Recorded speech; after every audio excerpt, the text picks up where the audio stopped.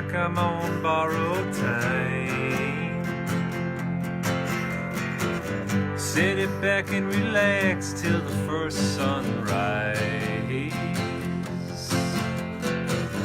Maybe as we walk we'll learn how to stand.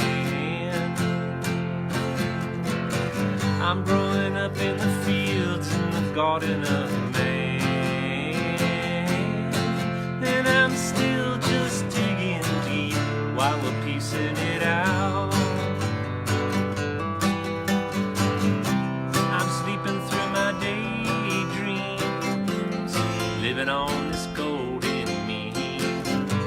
I'm dying to the nightlife, saving all these highlights.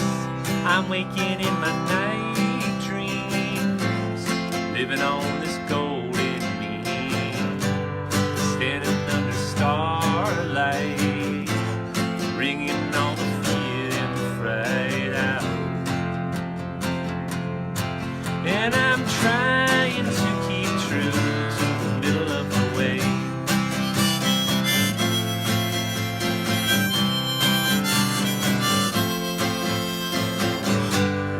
Look at my face, it ain't what it seems. My bed is unmade, but I'm resting in peace. I fought back some tears, now they wanna rematch. If I let it all go, well, I bounce right back.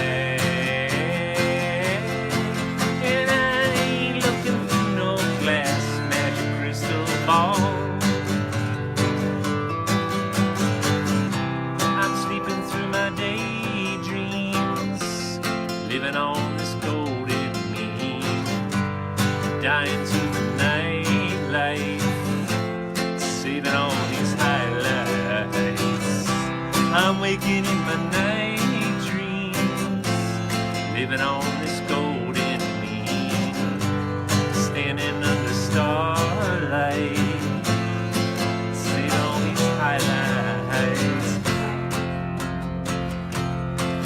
I'm trying to keep true to the middle of the rain.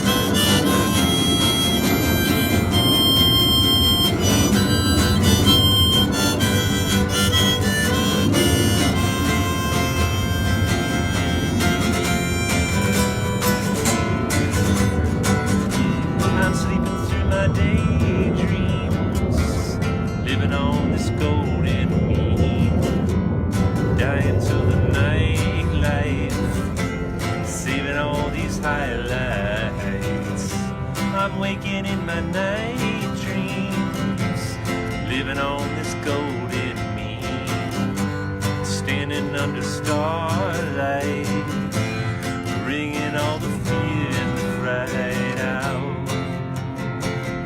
And I'm trying to keep true to the middle of the way.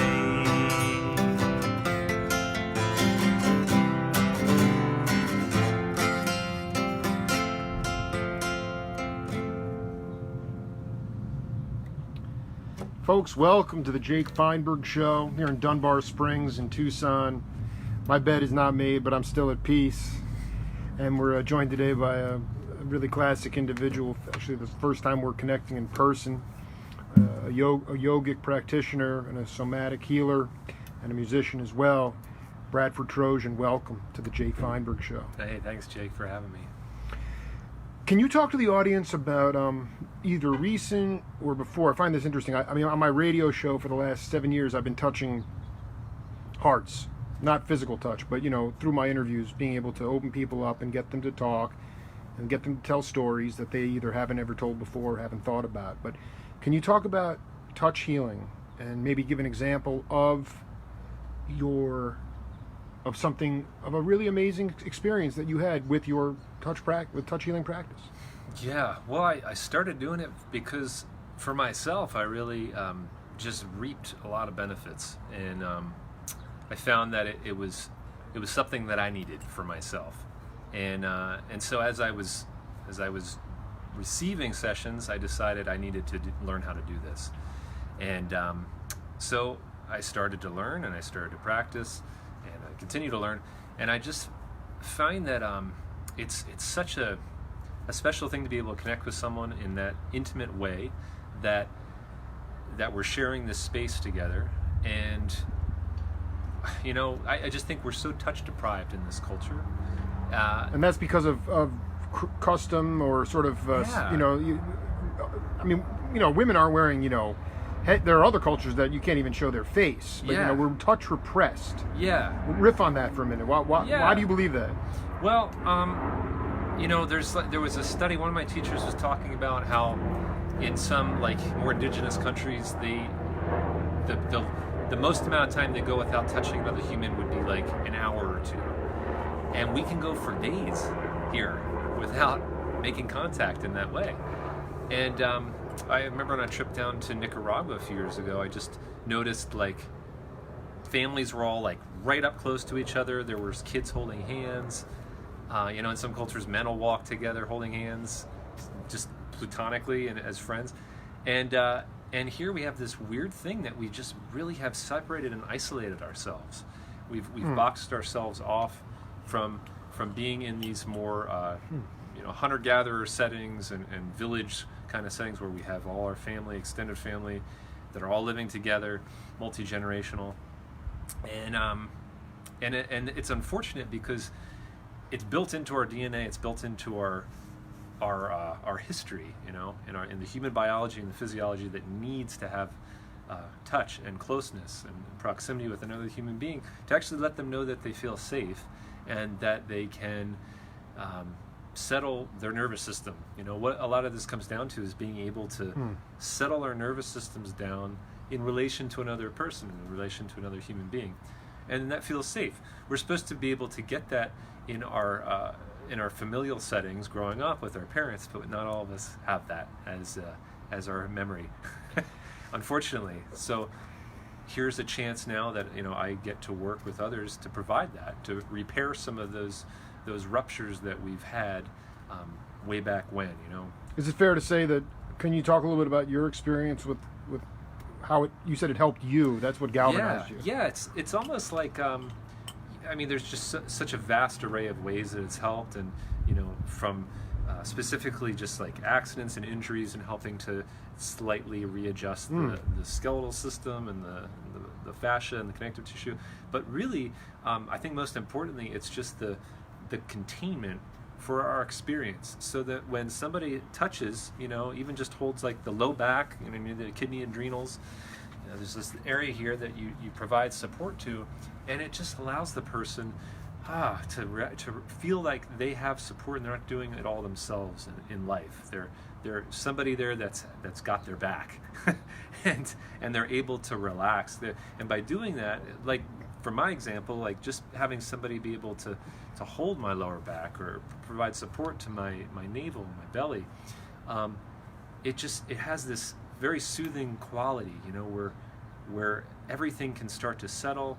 The physiology that might be in a state of constant fight, flight, or freeze, it's bracing itself. It's real tight. It's digestion's all messed up, and so this person just comes and just supports, just holds, and just waits with you. They themselves are in a place that is as settled as they can be. And then providing this for another person to sync up with their system, to become coherent, and then their bodies are aligns and attunes as it needs to. It relaxes things. The bracing can settle, it can soften, and we find more breath. We find that digestion works better, and so that for myself was just amazing. We're not doing much. we're not adjusting chiropractic or massage or having to knead out tension or crack stuff around. that all works fine and when it's needed, but this is more of like supporting so that the person's system, the nervous system and physiology can come back to more coherence really on its own with minimal efforting, so that then it can learn how to do that more and more, with just Is it something that you think Western medicine is? I mean, what's the alternative? The alternative is, you're having anxiety, or you're having whatever post-traumatic stress from war or traumatic birth kind of thing. So therefore, we're just going to give you medicine. Yeah. So I mean, do you feel like there's a momentum with this sort of Eastern? I mean, this is more of an Eastern. It's interesting because there is the Eastern paths and traditions have known about this for thousands and thousands of years. So we're at this really cool place right now in history that the Western part is catching up.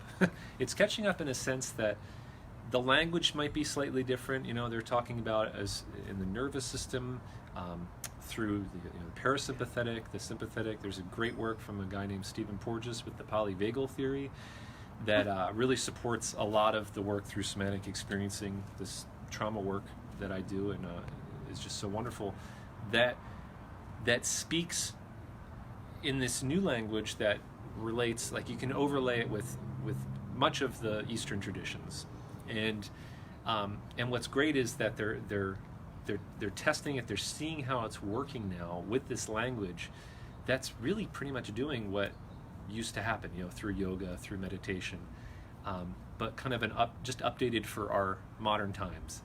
And what I love about that, like you said, is with Western medicine, is it kind of useful in this way? Then it's great, because then people that need to hear it that way can hear it. I dig. Like just saying the nervous system, all of a sudden you're getting into biology. There's the terminology, which is key. But I mean, my show, a lot of it revolves around overcoming adversity, and I feel like in order to heal people's traumas, you've had to have your own trauma. Yeah. I was hoping you could share a story about something traumatic that puts you on a path to help others overcome, grow. Yeah. Mine is not like, I mean, you're just saying that this is more of a passion. You can honestly say I've not had. No, I have. I always like to preface it, because mine is not like the most like level 10 trauma that I work with people. So there's a level, but I grew up with an alcoholic father who was, it was scary. That's about as traumatic as it gets. It gets, it's traumatic and unpredictable, and you never know what's happening. Yeah, you don't know what's going on. You've got, and my mother, who's I love dearly, wonderful, but also just for the time they just weren't aware of a lot of the things that we're aware of now in raising a child, and even just kind of like understanding like the nervous system, what to look out for and how to react. So for me there was a lot of kind of bracing in the family, just because it was really scary in that sense. A lot of worry and fear that kind of showed up quite a bit, especially around health issues. And myself, I had a lot of a lot of medical stuff growing up, as far as almost died from rheumatic fever, just had a really bad rheumatic fever at 2 years old, a hole in the heart, one of those, and just having to be on a lot of medicine and getting sick constantly. So it was just kind of like medical trauma stuff. And but then also like the way that they also maybe didn't see you necessarily as a I don't want to say human, but they didn't know how to relate to a child. It was like I was my mother tried to have kids before and after me, and I was the only one that could come out. She birthed you. She birthed me. Thank so God, I was like man. the precious, the golden child, which is really neat. And that's also a lot to carry as the little one, to be like explain to peeps around. This is important, because I can't. Yeah. I only have one brother, but explain why there is this this weight. Yeah. So there's a tendency for people, like when I'm working with other people, maybe I don't know if the majority, but a lot of people, their parents just did not pay enough attention to them, or they were just kind of left to their own. They weren't given all the healthy attachment and love and confidence building. I, on the other hand, got like way too much of that. I definitely got that too. But that's interesting. Even though you're, well, anyway, go ahead. Continue. Yeah, and so it's like this. It was a nurturing environment. It's a nurturing environment. It was like it's one of my best gifts, and as my partner will say, like one of the strongest strengths that I have to do things in life, and that confidence just to go out and accomplish a lot of things I've done in life, and at the same time it can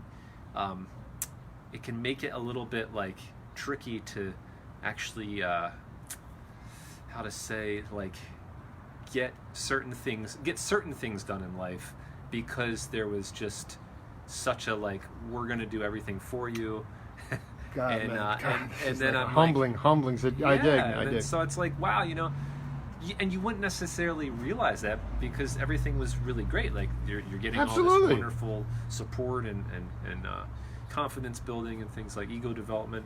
But yeah, in that one sense, then you're kind of left like there's so much with you. Like the parents are just like doing so much. We don't have that development that you need to individuate, find yourself and individuate in that way.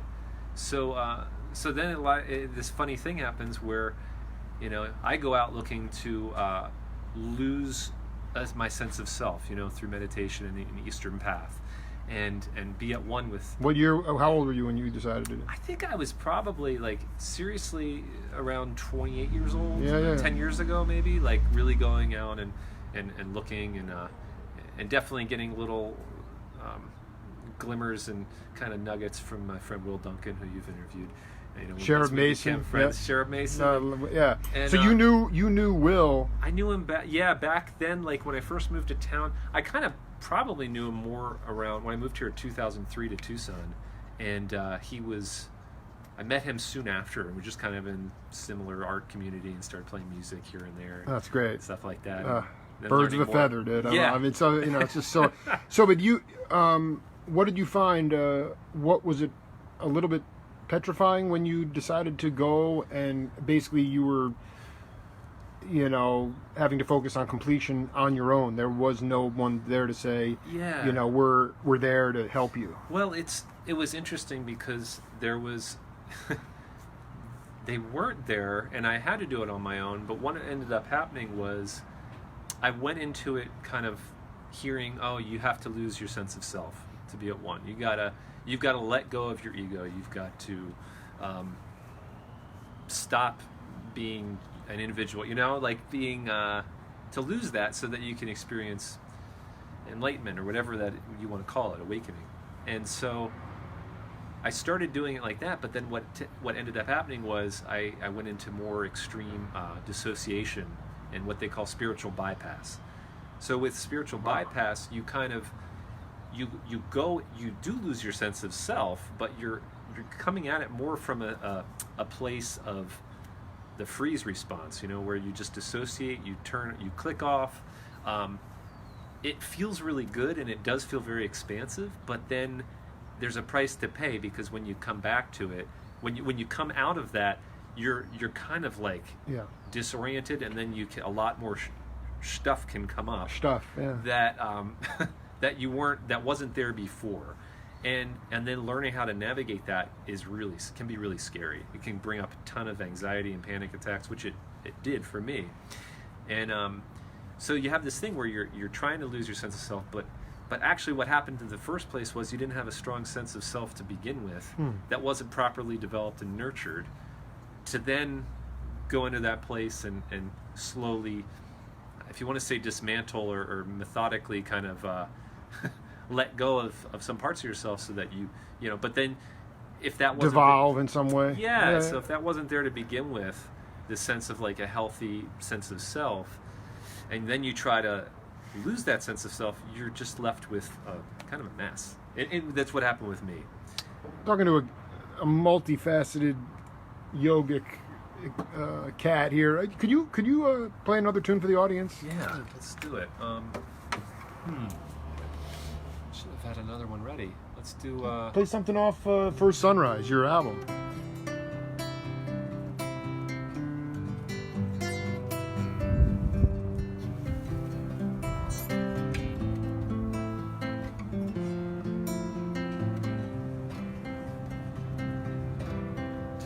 Is anything I can say? Is anything I can do?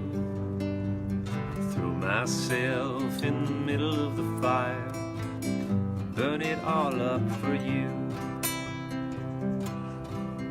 If there's anything I can be, anything we could undo,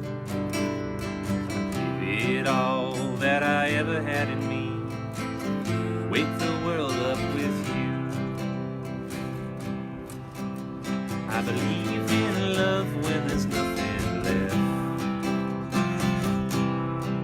I reach deep inside the middle of my chest. I looked in your eyes and saw lifetimes ago. Still we see the moon. If there's anything I can be, anything we could undo, give it all that I ever had in me, falling deeper with you.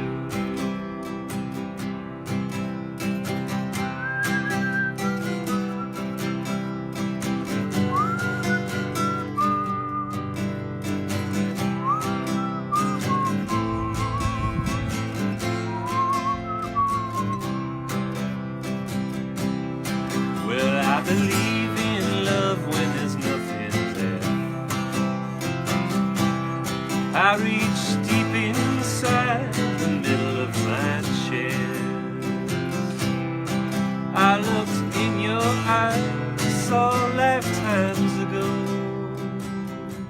and still we see the morn. If there's anything I can be, if there's anything we could do, give it all that I ever had in me, wake the world up with you. Throw myself in the middle of the fire, burn it all up with you. Give it all that I ever had to give, and falling deeper with you. What is your concept of, I mean, when you're on the bandstand or just musically speaking, what is Yeah. your, most important intention when you're playing music for people? I want to have a sense of connection with them. I want to have a sense of connection. Years ago, I think it was more just to entertain, just to be like, loud. Some of the more of what I was doing was loud, just fun, and it still is. I mean, you were in Jersey. It was more like, Yeah. like were you like in punk rock? Yeah, I was in punk rock. So you I were was probably in you were punk bands. rocking, I was in rocking. no dynamics really, just slashing just it. boom, just Yeah. hit it hard, hit it fast. And I started in that from high school on with some friends, and then when I got to college, I teamed up with a group who are now, it's a band called Dr. Dog, and they're like national rock band, great guys. We were in punk bands together and just playing more like really raw stuff in college, and then it started to kind of evolve, and I'll write a little more like singer-songwriter and kind of get into some more dynamic, Absolutely. trying to get that, and just moving in that direction, so that there was just more frequency band, and so that was like, yeah, just kind of the natural progression. I mean, it's great. I still like punk rock. I'll listen to it. I'll turn it on every so often. What is the connection, though? Is it raising a collective consciousness? Is it getting to a point on stage with your bandmates where you can affect change in the audience? What does that connection mean? Yeah, or is it just people patting their foot? No, I think the connection. I used to have more of a. So I also play with the Kirtan group, doing Indian devotional call and response chanting. I cannot wait to get going on that in Skull Valley. This is a major and Will thing. plays in that group every so often. He's the guest. He's been in it, and that is more like let's feel that vibration raised. Let's it's the music is designed to do that. It's just like what we're more inspirational, devotional. Let's have our hearts open up and connect as well. For myself, if it's like the rock band or my own project, it is to connect, and it's more to just how much can I really be so present and engage with what I'm doing to come into that place of where like peak experiences are born, or in the zone that athletes get to and musicians get to. Everybody, yeah. Just in there, and that from that place, allowing people to join the party. Because it used to be like, oh, let me try and get them there, and let me do this, but now what if I'm just there? What if I just enjoy it and really live it and embrace it? So that's where I'm at now. It's just like, can I really live from that place and be there when performing or playing music, so that they can hop aboard the ride. Can you talk? Have you done a silent meditation in the same, not maybe as long as Will Duncan, but I mean, can you talk? I guess what I'm trying to get at is this idea of, you articulated it much better than I'm going to do, but it's the idea of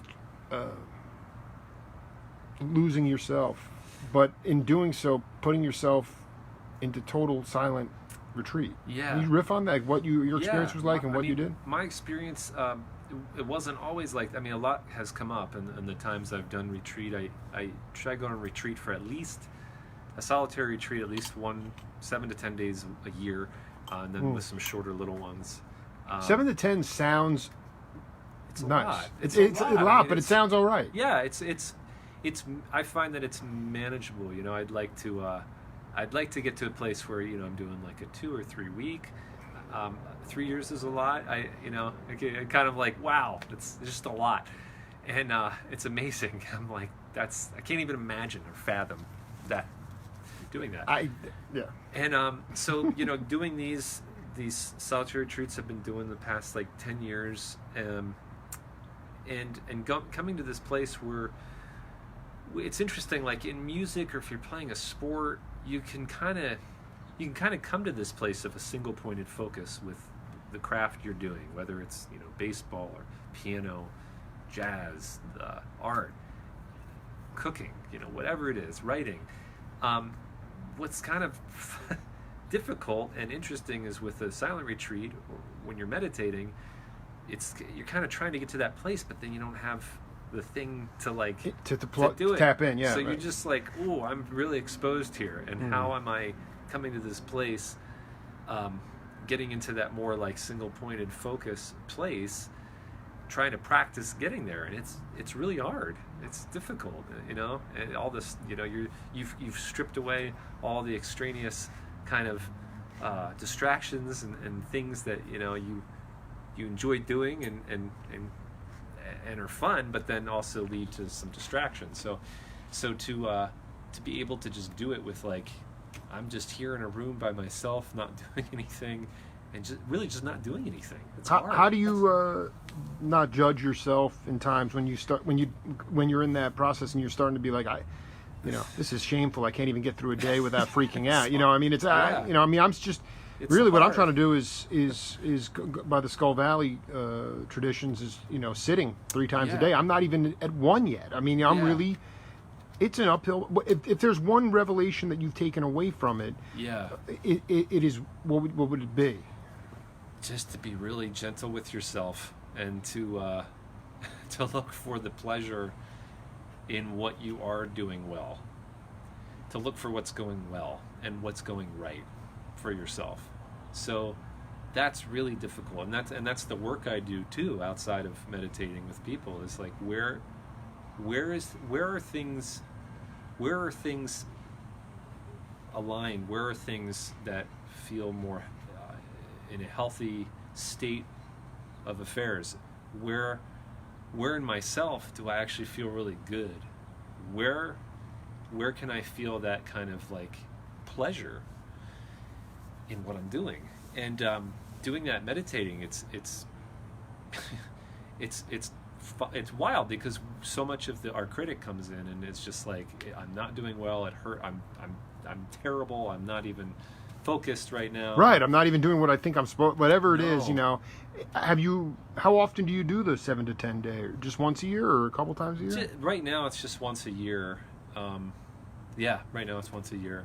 And before it's been kind of it varies. Sometimes it could be a couple times, sometimes with like a group, but mainly like just once a year right now.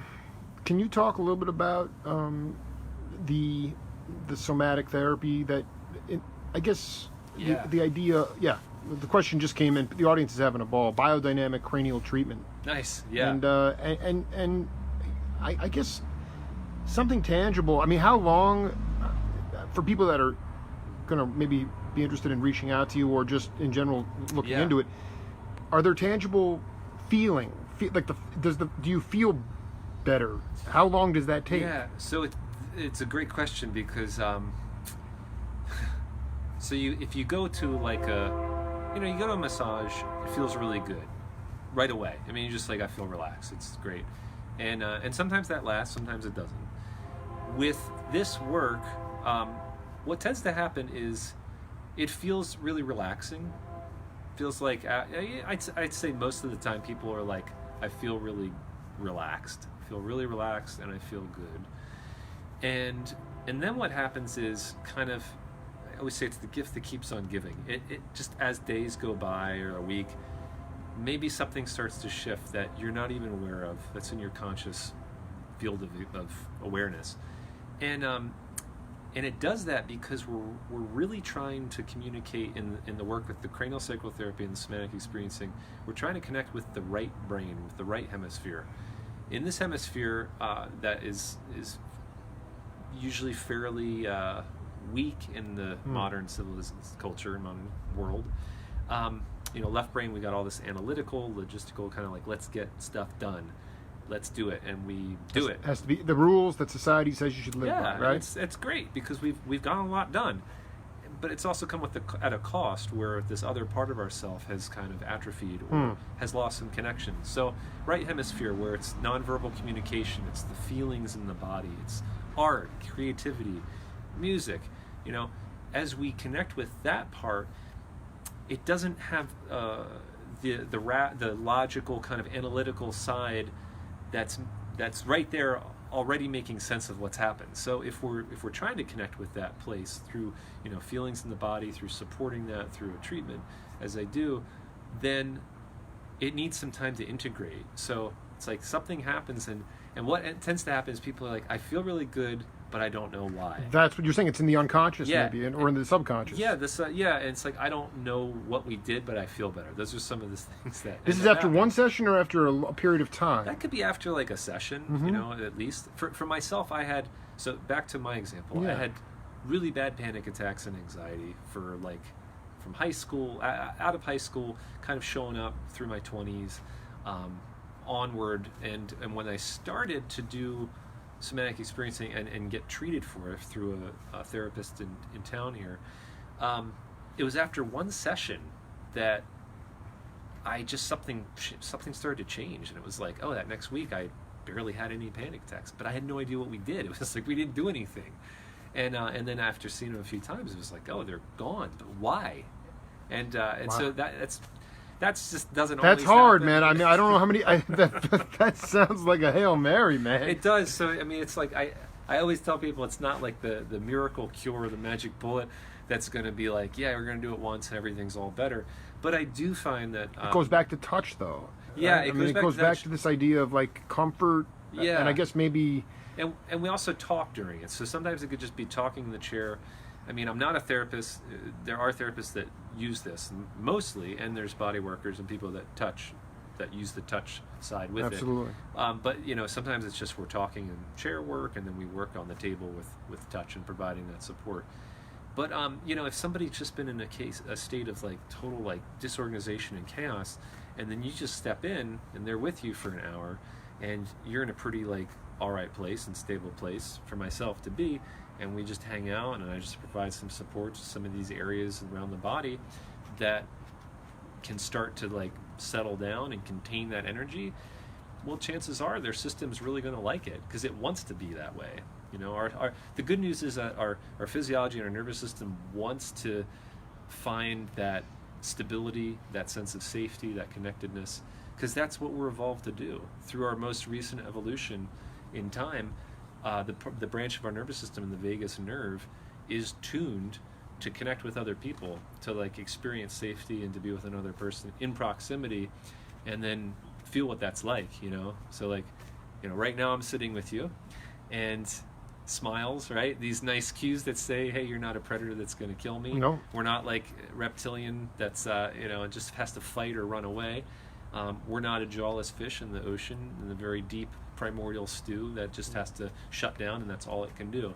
But we have all those wired in us, in our biology. So if we're not safe, then the default will go to these other things, which presents problems if we don't tend to it. But right now, you know, it's great. We just get to hang out, feel good. I notice this is the Tao for me. You know, it's the Tao. It feels wonderful. It's in the flow. You know, I'm happy to be here. I'm around this wonderful person that I know does all this great show, and it feels good. And I feel like my body feels more relaxed. I notice if I just check in right now, breathing's easy. I'm not like tightening up anywhere. I don't feel in danger. So that's great. The fact that now I can notice that cue, if I can provide that for someone else, and that they can start to notice when those cues show up of you know, feeling good, safe, connected, then we're in a good place. We can start to notice that more and more through our daily life, and then, you know, share that with others. That's an unbelievable answer to that question. Keep the questions coming in, but how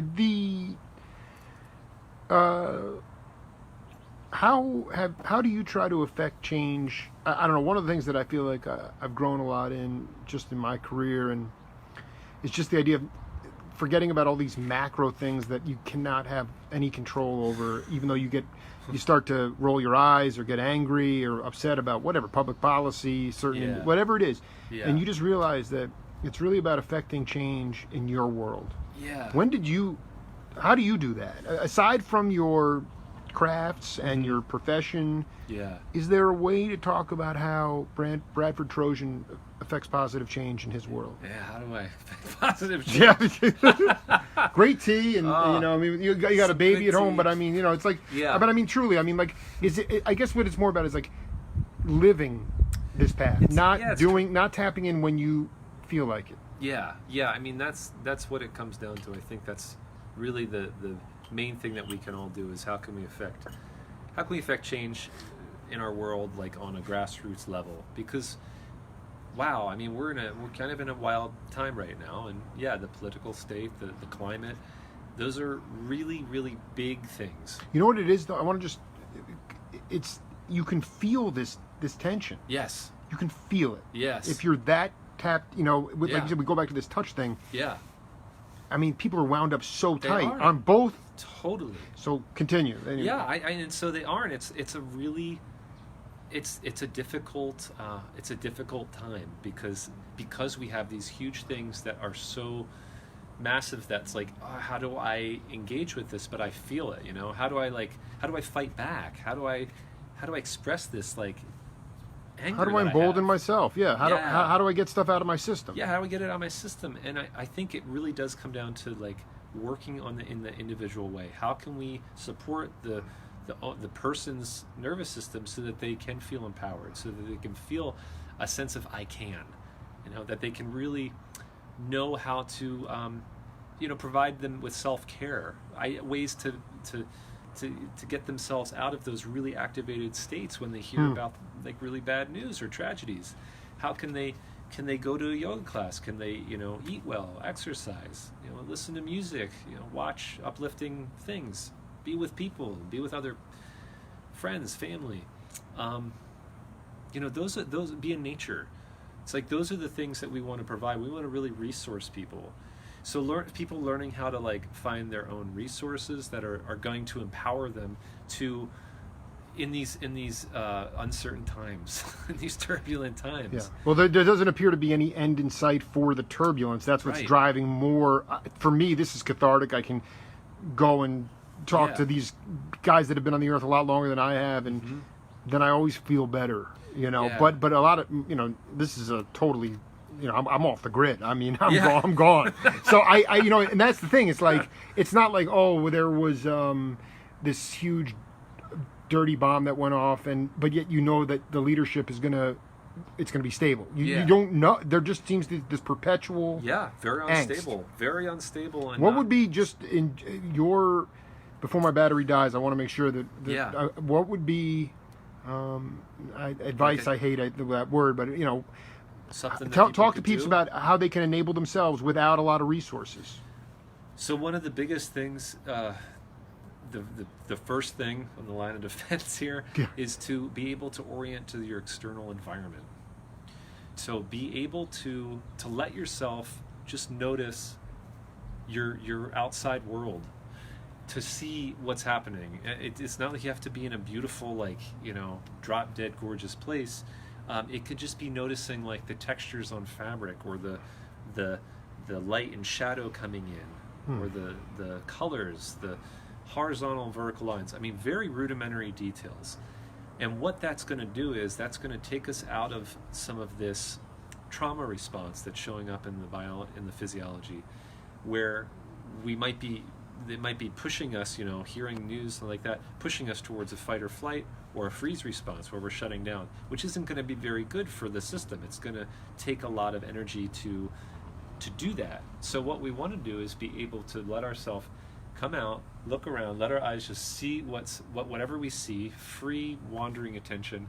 And by doing this and connecting outside of ourself, it's going to send feedback then inside that's going to say, hey, I'm present, I'm not getting attacked right now. And mostly it's going to allow the system to come down and stabilize and settle. Okay, so that's just like, I mean, as simple as it sounds, it's extremely profound and really powerful way just to do this on your own. And the reason I'm staying away from, let's just like focus on our breath, which we can do, that could be a resource, but if we focus, that could even agitate or get us a little more wound up.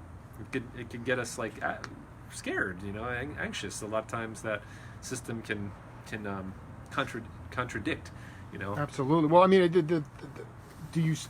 just want people to know. I mean, you're a practitioner of this, and you have a lot of experience, but you don't feel like you're out of the woods either. I mean, you're still. No, yeah, I'm not. And by no means am I like, you know, transcended. I just want to think. I think what I'm trying to get across to people is like, you know, we're all in it together. We are all in it together. That's why we really need each other. We have to have our community, like small groups that are able to support, that we're able to connect with and feel safe with. So that's really like to be able to feel safe with other people that you're close with. And you know, by doing that, I think just really strengthening and increasing the resiliency around this kind of big thing that's happening in the world. And yeah, it is the world. It's not just relegated to this country at all. No, it's the whole caboodle. Can you just talk about, before I let you go, any kirtan or any upcoming events you have that you want to promote?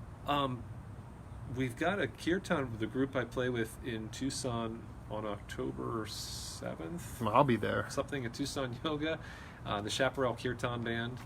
And so that's happening then. As far as my own stuff... I mean, are you going on tour to promote First Sunrise? No tour right now. I would love to chronicle that tour. I know, it'd be fun. That'd be fun. I'm like...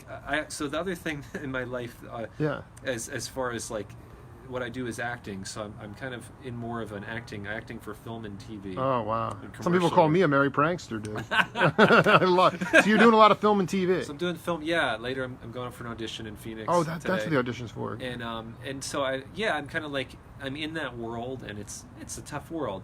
So just to throw this out, like as far as, you know, the work that I'm doing with other people, I'm also trying to develop something for artists here and creative people that can utilize these tools, you know, through nervous system regulation and healing in this way, because it's a really, as you know, musicians, artists, it's a really dysregulating thing. They're really, there's a lot of anxiety, depression, and just the wear and tear of being on the bandstand night after. Yeah. So I mean, I dig artists in general. Yeah. So you want and they take in so much. They're sensitive people. We really like feel a lot, and so how can we modulate that and kind of like turn it on and off when we need to, so that we're not just like taken over or blown out of the water whenever we, you know, really feel that inspiration come on, or connected to something that we're creating. So that's the other piece, is like, and I've done that I've worked a lot with myself, because I wanted to do this acting work for like a long time, and I just was not in a place to do it. I kept trying and trying, and I'd like keep hitting a wall and having anxiety, and just being like really not in a place that could handle the rejection, handle the like insanity of the business, and so kind of working through and stabilizing myself, letting that all fall away. Yeah, letting it fall away, and finding ways that like, oh, how can I get in and support this, because it's something like I really love. I want to be able to have a healthy relationship to it. And yeah, but God, am I going to see Bradford Trojan on a sitcom somewhere? I mean, you have a niche that you like with acting as it relates? I like fun and quirky. It's like, you know, I'm a goof. I'm funny and goofy. It's like I'm not trying to be a dig, man. You know, De Niro or anything like that. It's just like it's like a fun, just lighthearted that kind of world. You know, nothing like no stardom in that sense. But dig. Yeah. Well, I would love to continue to collaborate, and also to help building this. You know, I forget what you just said, but you know, bringing this therapy and this just your knowledge to the community here, and being able to embolden other people to just be themselves. That's really what my show is about. Yeah, so. It's great. I'm so happy you're doing this. Bradford Trojan, what an honor, man. Thank you for taking the time. We'll do it again, man. Thanks, Jake. Much love to everybody. We'll see you all later. Thanks.